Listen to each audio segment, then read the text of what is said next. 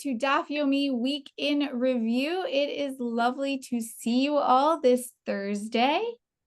And we are right at the end of Baba Metzia, which is kind of an ending, kind of not, because as we've discussed, right, admitting and talking at the same time, as we've discussed, there's Baba Kama, Baba Metzia, Baba Batra. They're all sort of one big mega tractate. So next week we will have a siyum and we will transition to Baba Batra.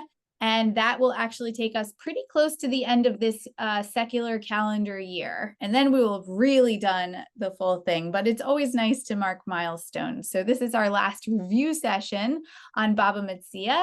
And I will get the siyum information for you later this morning or later in the session when the most people have been admitted. I don't remember if I introduced myself. I'm Rachel Scheinerman. I edit My Jewish Learning and the Daily Dose of Talmud. And of course, this is our Daf Yomi Week in Lightning Review, half-hour class taught by a rotating cast of wonderful teachers. And this morning, we are joined by Dr. Sarah Ronis. Let's go ahead and get started. Good morning, everyone, and shalom from San Antonio, Texas. This has been a really packed week of topics. Just to give you a sense of what we've explored this week, we talked about what happens if you're a sharecropper, which means that the landowner is entitled to a share of the produce, and a natural disaster destroys the harvest. We talked about how do we assign financial liability when either local or regional or more global disasters happen. We talked about agricultural seasons and the effects that different kinds of produce have on the land itself in this sort of symbiotic way. We talked about what to do if you're paid in produce, but the produce goes bad, as produce is wont to do. We had an extended discussion of God's blessings. We talked about, I don't know if this charmed you as much as it did me, we talked about the importance of eating a hearty breakfast that includes bread. We talked about public property rights to the banks of a river when it comes to pulling boats. We talked about how a city's citizens should divide up the labor of doing public works, right? You put in money, what if you put in effort? And are there people who are exempt? And maybe unsurprisingly for the rabbis, the people who are exempt are in fact the rabbis. We talked about the kinds of purchases that are legal but still obnoxious, right? Things that you're technically allowed to do, but are still obnoxious things to do to your neighbors.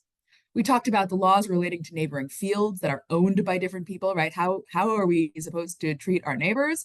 And especially, what do we do if one of your neighbors isn't Jewish and isn't bound by Jewish law? So they might be taking advantage of laws that you would not. And so how do you navigate that complicated social situation? We talked about what you can do with land if you're only going to possess it for a short period of time, right? So if you have a short-term lease, how much can you deplete the land, given that it's going to go back to somebody else? And when you do give it back, we talked about how do we evaluate a property's enhancements or losses when we're doing that math, right? Who owes what to whom? We talked about the laws of collecting wages. We asked where do non-Jews fit into that schema? What to do if the employer says that they've paid already, but the employee says, no, you haven't? In general, we talked about this really rich set of discussions that were intellectually challenging. I think some of them, particularly towards the end, were ethically complex, but they're really almost all about these minute details of life. Like until what hour can you collect your wages and still be within the biblical command to be paid within the same day, right? Really technical pieces of things. And what I'd love to do, I see some folks introducing themselves in the chat, but I would love to hear what jumped out at you from this week's Daf as I gave us this bird's eye view, but I'd love to hear what really jumped out at you. Because as I was preparing for this review, the question that I kept coming back to, and it's not a question I have, but it's a question I could imagine somebody having, isn't this isn't this so nitpicky? Isn't this so, um, the critique non-sympathetic readers of Talmud have given the Talmud for hundreds of years is that it is legalism, right? That it is the details of laws for law's sake without any understanding of the ethical or spiritual pieces. And obviously, I don't think that, but I could imagine a world where somebody's reading this set of laws and they're like, this is what a religion is talking about. Who gets to pull, who gets to cut down trees so you can pull boats? And so that's what I'd like to talk about for our time today. This question of like, what is the point of any of that? And I was so excited when I realized that I was giving this week's Daf in review because I wrote the piece on 107, and there were two things that I was trying to decide what to write about. And when I realized I was going to be able to give this week's piece, I was like, great, because I will write about one and I will talk about the other. So I am sharing a handout with you. And can I also share my screen? Do I have the handout up on my screen is our big question. Apparently I don't. How do I do this? So this way of sharing, I cannot see the chat. So Dr. Scheinerman, if you can just let me know as questions and comments come in. Sure. Awesome. So one of the things that happens on Baba Metzia 107 is we have a discussion of a passage in Deuteronomy. Deuteronomy 28 is a sort of repetition of the covenant where God says, if you follow my laws, you will get, right? If we look at here, this is verse, I think that's actually verse 2, not verse 3. Let me change that in the interest of accuracy. Right? If you will but heed the words of your God, right? If you do what God asks you in this covenant, then God will give you a set of blessings. And the Talmud is going to pick up on two of those verses. Blessed shall you be in the city, and blessed shall you be in the country. And then blessed shall you be in your comings, and blessed shall you be in your goings. So those are the two, right? And there's many more blessings to come. But those are the two verses that the Talmud is going to pick up and say, well, what does that actually mean? What does it mean to say God is going to bless you? And what does it mean to live a blessed life? So if we look at Baba Metzia 107a, I don't know why the pagination is weird. I spent a long time yesterday trying to fix it, and then I gave up. So thank you for coming with me on the pagination journey. So we get a discussion of those verses. When Rabbi Abba encountered Rav's students, he said to them, what does Rav say with regard to these verses? Blessed shall you be in the city, and blessed shall you be in the field, and blessed shall you be when you enter, and blessed shall you be when you exit. Right? So Rabbi Abba asks Rav's students, what was his interpretation of these passages? And they said to him, this is what Rav said. Blessed shall you be in the city, that your house should be adjacent to a synagogue.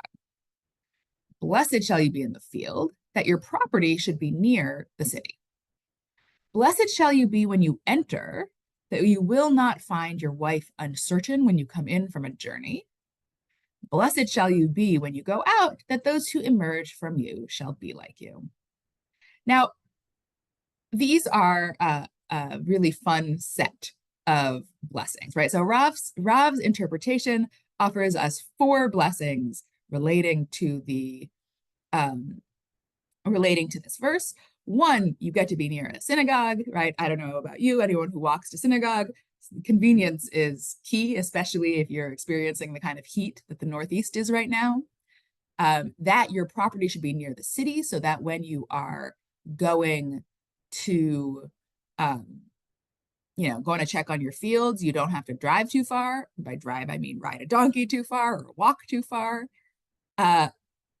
When you come back from a journey, your wife should know her status of menstrual impurity so that you and she have a clear sense of what is or is not rabbinically permitted. And those who emerge from you should be like you, right? Your children should have the same characteristics as you. And I think we could interpret that in the sense of may your children look like you and not your neighbor. But I think we could also interpret that as may they have the characteristics and values that are important to you and your family for the next generation. So it's this set of really practical blessings on the one hand, right? Of a strong set of practical, like your wife you should just be able to know, can I give my wife a hug rabbinically when I come back from a journey? And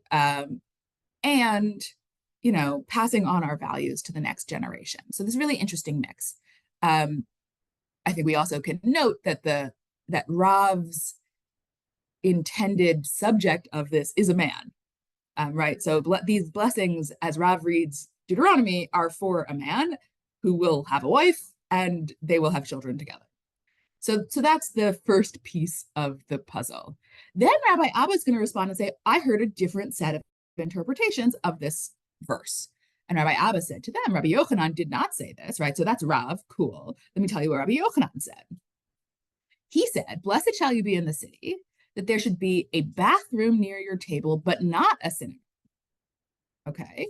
And the Talmud's going to sort of interject into Rabbi Abba's statement and say, oh, well, that makes sense because Rabbi Yochanan always said there's a reward for the steps, right? You actually get reward for the effort you make into going to synagogue. And if it's too close to your house, you don't get the reward for, schlepping all the way there. And then we come back to the rest of Rabbi Yochanan's statement. Blessed shall you be in the field, that your property should be divided into thirds, grain, olives, and grapevines. Blessed shall you be when you enter, and blessed shall you be when you exit, that your exit from the world should be like your entry into the world. Your birth and death should be the same. Just as your entry into the world was without sin, so too your exit from the world should be without sin. Now, I'm curious, what do we make of these two ways of understanding this set of verses? We've read two interpretations. One is that of Rav, and the other is that of Rabbi Yochanan. And I'd love to hear, what are your impressions after reading these? And because I can't see it, I'm going to stop the share, but I will reshare the link so folks can continue to look at it on the side.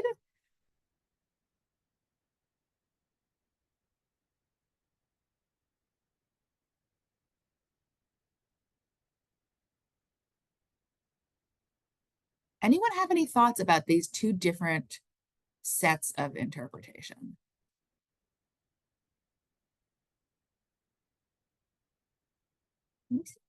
Can you see the chat, Dr. Ronis? Yes, I also just figured out how to only share one thing and still see you guys. So this is like, I don't know, very exciting. Okay, so I see in the chat, the emphasis on the second set seems to be practicality with hope for the future. Okay, and Leah, do you want to say more about that? Can we find Leah? Yep. It seems, uh-oh. Okay, am I unmuted? Okay. You're unmuted, yeah. I can hear you. Um, yes, all of this, the first one, all of this is well and good. However, please consider the fact that going to the synagogue, as you said already, the more steps, the more merit. But it's really nice to have a bathroom as close as possible in case you need it. I love that eye to practicality. And then switching and saying, yes, but you should have nachas from the children, uh, which is presupposing that the person spoken to is leading the sort of life that should be perpetuated and emulated. It's a bit of a veiled compliment. Interesting. Yeah. Interesting. Right. I mean, and I think in some ways both are quite practical. Right, in the sense of, um, are you going to be able to resume marital intimacy when you come home is a really practical question. Yeah. But there are different kinds of practical questions, perhaps. Yeah. Other thoughts? Janine, can I bring you on to explain your question? I didn't fully understand it. I wondered, I don't, I, all the rabbis' names are familiar to me, but I don't know how they rank. Are some of them like 100 years older, or some of them, the timing sometimes it's all mixed up. So is that a concern for how So they're? here that doesn't seem to be a concern. These are an older generation, and they're sort of talking about what what the previous generation explained, but there isn't sort of an obvious one is better, one is wins more. They are both quite prominent rabbis. Rav is a rabbi from Babylonia, and Rabbi Yochanan is a rabbi from the land of Israel. But in terms of importance, they're both very prominent rabbis in the time. It always surprises me that they kind of know each other, even though one's in Babel and the other's in Eretz Israel. Well, or that their students do, right? But I think it's important. It's always helpful for us to know that that there's a ton of travel between these two communities because they're along the merchant routes. And so we know that they know a lot about each other, right? Eleanor's puts it beautifully. One could say that they know each other through their teachings. Yes, because students and merchants are coming and sharing, oh, here's what they said about this there, here's what they said about this here. So we do know that there's a lot of familiarity between those two major communities. Yeah. Thank you. Yeah. Claudette. Yeah. I think this is beautiful because we see different opinions by the rabbis always. Mm-hmm. What is most beautiful about it is that today we are still interpreting what we read to suit the community and the sorry about that. Sorry about that. Yeah, we still interpreting these same verses to suit the times that we're in. Yeah, always. Absolutely. And it's interesting too, because this set of verses from Deuteronomy is actually very often found on home blessings that you might get when as a housewarming present, or that you might buy for your home. These verses continue to have a lot of resonance in Jewish homes for many people today, and you can find lots of different artistic depictions of them. Absolutely. That's the beauty about Torah, because it's interpreted. It's not stagnant. It's not fossilized. It just keeps, evolving. Yeah, absolutely. But there is that is not to say that it is always changing so that it is unrecognizable, right? There is a continuity at the same time as there is continued engagement with the world around us, right, as the world changes. Absolutely. Any other thoughts on these two pieces, these two different traditions?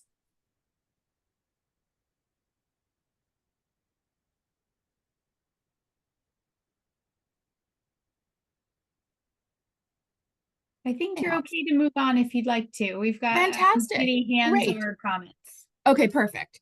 So I'll tell you one thing that struck me as I was reading this. So many of you, if you are doing Daf Yomi on Sefaria or in a translation, if your translation is into English or Hebrew, you might be using the Steinsaltz translation. That's the one on Sefaria. And when I read Rav's interpretation, so Rabbi Adin Steinsaltz is the Steinsaltz of the Steinsaltz translation. He was a rabbi who was really committed to making the Talmud accessible and making Jewish teaching accessible to people who were not always the ones imagined to have access to the Talmud. And he had a famous statement about Jewish continuity that, this is me paraphrasing, apologies, I'm sure it was more poetic, but that we often define someone who is Jewish as someone who has Jewish grandparents. And he suggests that if we care about Jewish continuity, perhaps what we need to do is define someone who is Jewish as one who has Jewish grandchildren. In thinking about what does it mean to be Jewish in the world as something that we pass on. And so when I read Rav's interpretation, what I really thought about was Rav is imagining a world which has a really set way of being in the world, right? You own a home, you own property outside the city, you are a man who is married to a woman, and you have children and maybe even grandchildren who are like you.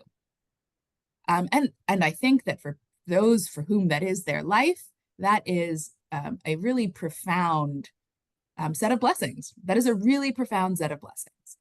I think Rabbi Yochanan's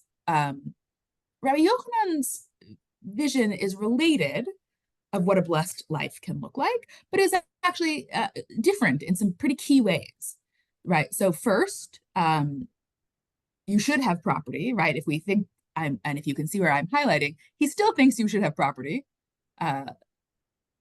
Whether or not you own or rent your house, it should be near, you should have a bathroom close to the table. And I think it's worth remembering that for them, they're talking about outhouses, right? They're not talking about bathrooms in your house necessarily. And so the question of how far is the outhouse from your house if you accidentally eat bad seafood is actually a really live question, right? How far down the block do you have to run to find an outhouse?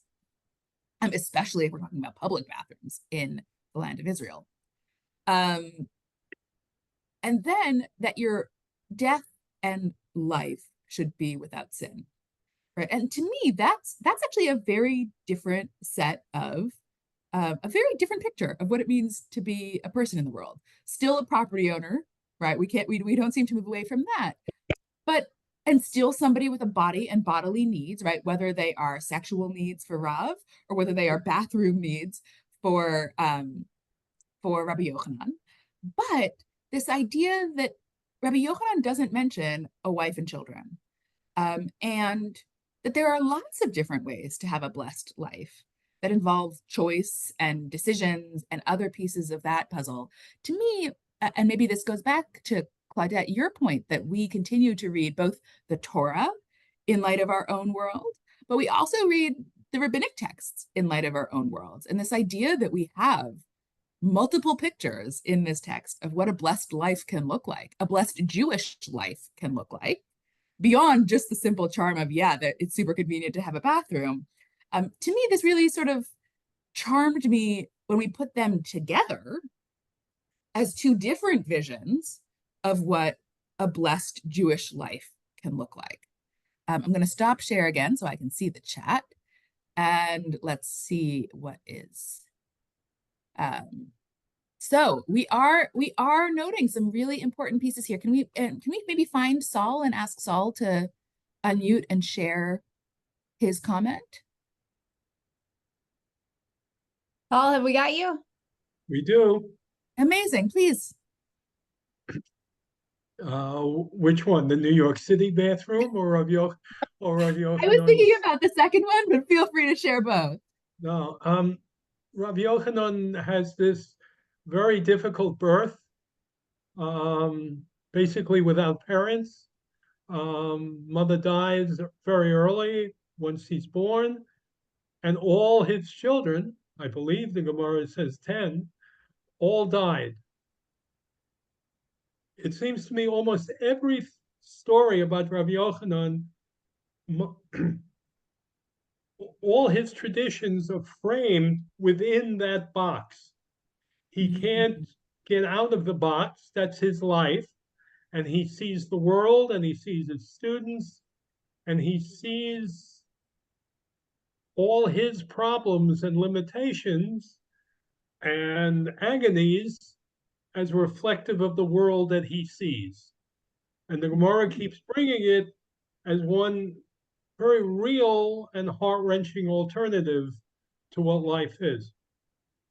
Well, thank you for that. And I think we see as well, Robert, your comment, Robert wrote in the chat that it's a model of transmission versus self-centered. And I think, right, is it about passing this on to another generation, or is it about what you can control in your own life? And I think what is valuable for us today is that this is not a halachic debate where the Talmud has to decide somebody's right. This isn't a set of, and whether the Talmud decides it or whether later medieval codifiers decide it, because you just got to know the law about whatever thing. This is not that. And so the Talmud, I think, really helpfully offers us these different models of a blessed life here. One is a life of transmitting, a beautiful life of transmitting. And the other is a life that is self-centered, but not self-centered in the sense of I only care about myself, but in the sense of I can only control my own behaviors, right? The world is complicated. I cannot control other people, even whether or not I have children necessarily, or whether they grow to adulthood and outlive me. But what I can control is the degree of sin I engage in, right? And so these two different models, I think, are really valuable for the Talmud to be offering us. And I see Susan wrote a comment. Can we find Susan?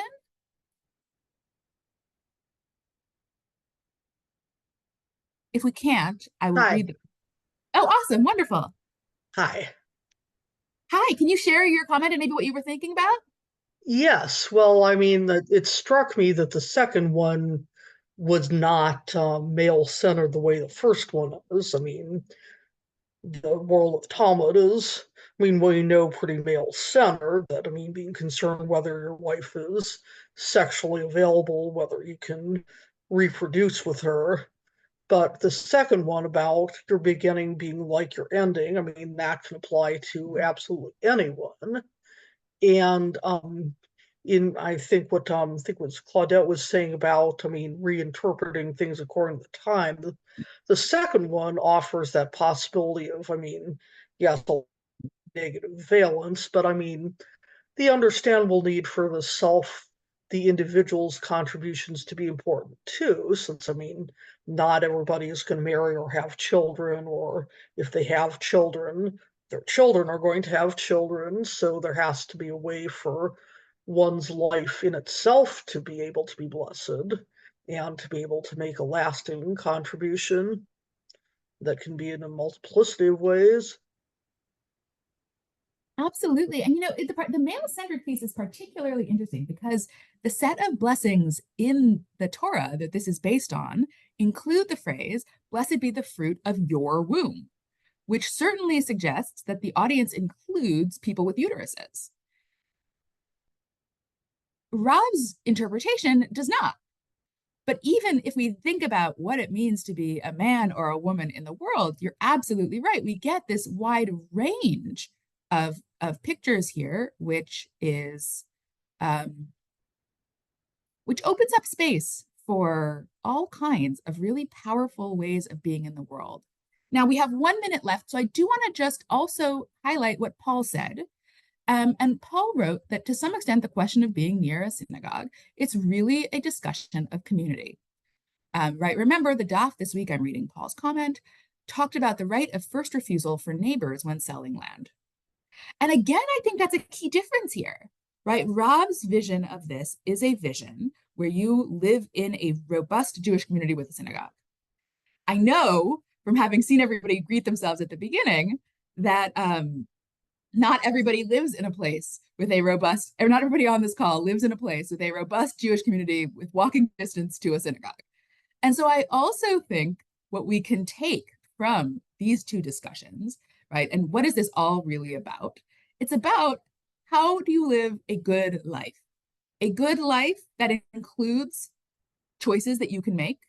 That includes your physical body that has needs that we have to take account of. That includes property and the physical things that we need to sustain ourselves. And that includes our relationship to the covenant and the community of Israel in a range of different ways.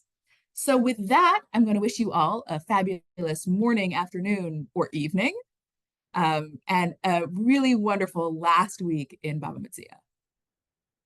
Thank you, Dr. Ronas. Thank you to all of you. It was lovely to be with you and learn with you all.